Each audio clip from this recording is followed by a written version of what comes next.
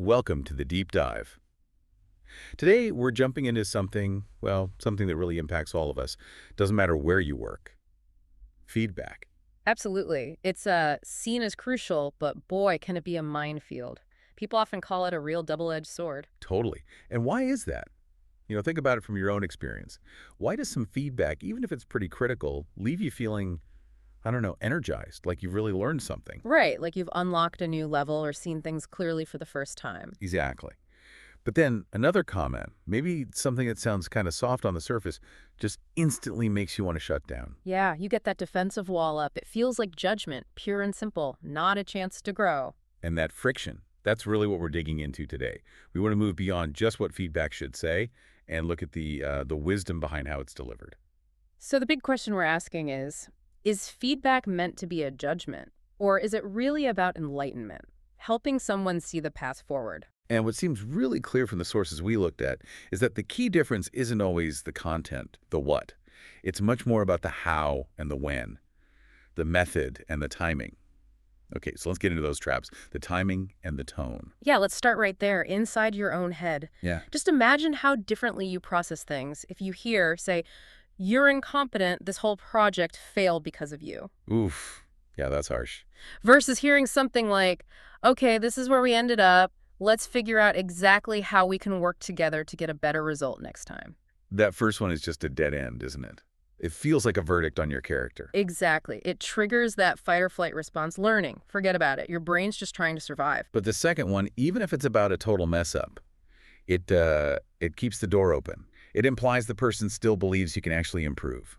Right. And often the damage isn't even intentional. It's not always malice. Sometimes it's just awkwardness, clumsiness. Like that story about the intern. Oh, yeah, the intern reviewing a user interface. Great example. Tell us about that again. So this intern looks at the design and just blurts out, probably without thinking, are you guys really that incompetent? Wow. Publicly. Publicly, blunt, sarcastic question. And the team's reaction, instant shutdown. Offense. I can just picture it. That tone completely twists an observation about the design into an attack on the team's ability. Precisely. And later, the intern apparently said they were just trying to be direct, maybe a bit clumsy, not actually mean. But it became this legendary example of how not to give feedback. Yeah, because the impact was just as bad as if they had meant it maliciously. Right. And the fascinating part, this same intern eventually became a key person in their company, specifically training people on critique.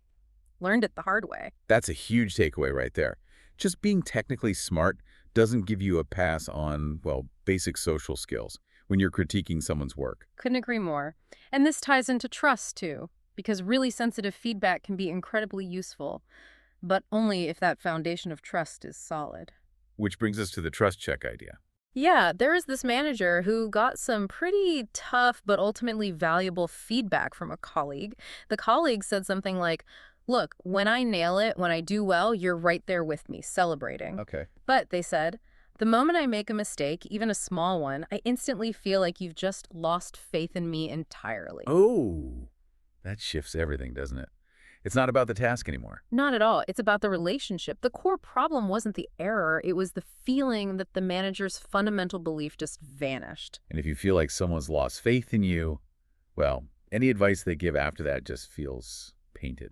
Doesn't matter how good it is. Exactly. And speaking of belief, or maybe lack of it, that leads to probably the most common failure, what we call assessment shock. Ugh, yes.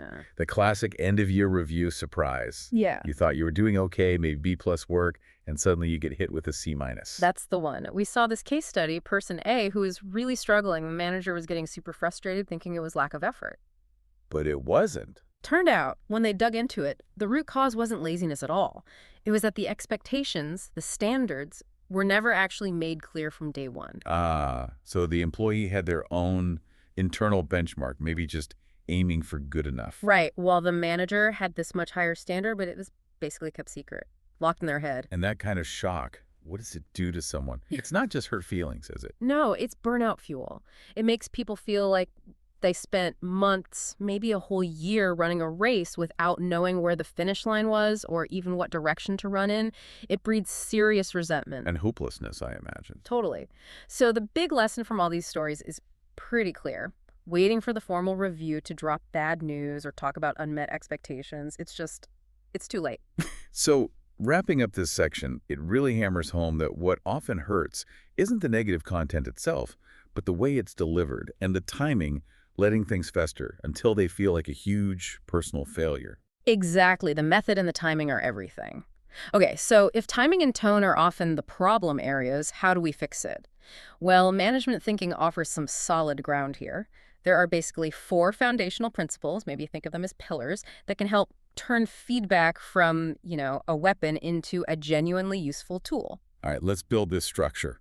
Pillar A, set expectations early, specifically and measurably. Sounds fundamental. It is the foundation. This happens before the work really kicks off. You have to sit down and clearly define what good actually means for this task or project. So getting concrete. Super concrete, like what does an excellent outcome look like? What's just, okay, maybe a bit slipshod, and what's completely unacceptable?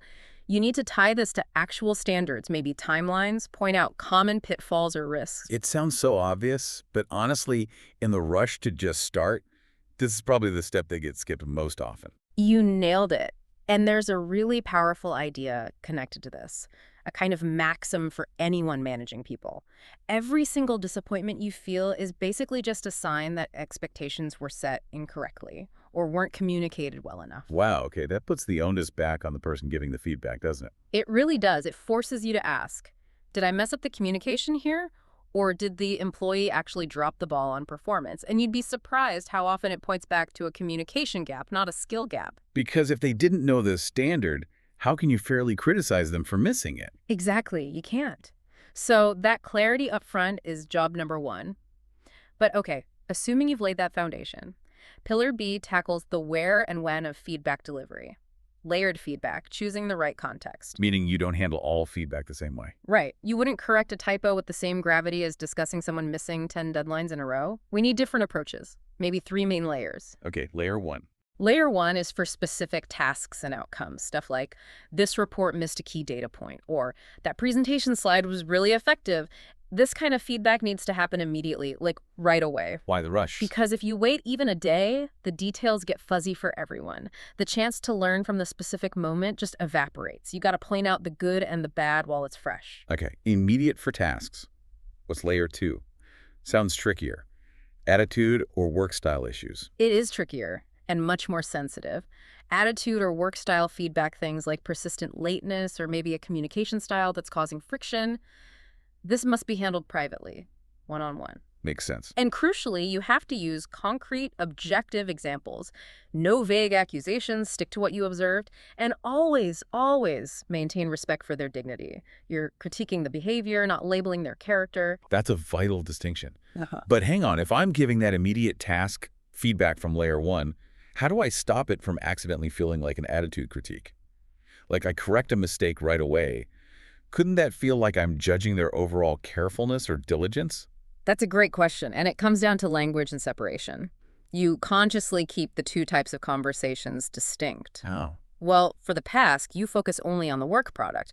Hey, just saw the client email they flagged an error on page 5. Let's quickly fix that before it goes further. See? It's about the thing. Okay. For the diligence or attitude pattern, you schedule a separate private chat, and you frame it differently. Hey, can we talk for a few minutes? I've noticed, specifically on a Tuesday the 5th and Thursday the 7th, you missed the 9 a.m. check-in. Is everything okay? What's making it tough to hit that time consistently lately? Ah, I see.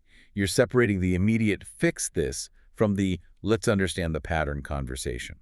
Protects their dignity, as you said. Exactly. Clear boundary between the product and the pattern. And then the third layer, quickly, is 360-degree feedback. Getting input from peers, reports, maybe other managers. Yep, collecting different viewpoints. It can give a really rich, full picture, but you need to use it carefully, maybe not all the time, because it can be a lot for someone to process. Okay, good foundation, right context. Now, Pillar C dives into the brain science, right? Ensure safe communication. Open the learning gate. This one is absolutely critical. If you don't get this right, the other pillars kind of fall apart. The core idea is simple neuroscience. When someone feels threatened, attacked, judged, publicly shamed, Their brain basically flips a switch. The fight or flight thing we mentioned earlier. Exactly. Survival mode kicks in. Yeah. And when you're in survival mode, all those higher level brain functions you need for thinking critically, analyzing feedback, figuring out how to change behavior, they just go offline. The learning gate slams shut. So job number one isn't even correction. It's making the person feel psychologically safe. Precisely. Safety first. Without it, you're just talking at them, not with them. So how do you create that safety? Two key things. Right. First, the feedback has to come from a place of pure intent. You genuinely need to be trying to help them succeed, not just unload your frustration or prove you were right. They can usually sense the difference. That's subtle but important. And second, use language that describes behavior. Describe what you saw, what happened, what the impact was.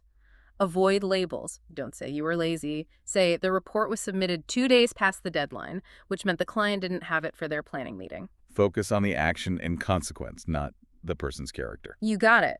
And this leads right into a kind of golden rule for maintaining safety, what the sources called the 50% rule. Which means? At least half. Minimum 50% of your feedback conversation needs to be genuine praise, pointing out what they're doing well. Why so much focus on the positive? Because people need to know what to keep doing.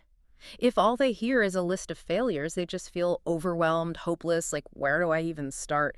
The praise confirms their strengths and gives them an anchor. Okay, I get the principle. Okay. But doesn't sticking to a strict 50% praise rule risk sounding, well, fake? Like that old compliment sandwich technique everyone hates? You're great, here's your fatal flaw, but you have nice shoes. Huh. Yes, that's the crucial difference. The compliment sandwich fails because the praise is often generic, unrelated, and feels totally insincere, like you said, just frosting on poison. Right. The 50% rule demands genuine, specific praise directly related to their work or capabilities, maybe in areas adjacent to the issue you're addressing. You have to truly validate their effort, their skills, where they are competent. So it forces you to actually look for the good, not just invent it. No. Exactly. And frankly, if you honestly can't find 50% worth of good things to say about someone's overall contribution, you might have a bigger problem, like a hiring mistake. Or maybe you're blowing the negative issue out of proportion. It's an authenticity check for the giver, too. Okay, that makes more sense. It's about balanced, authentic perspective.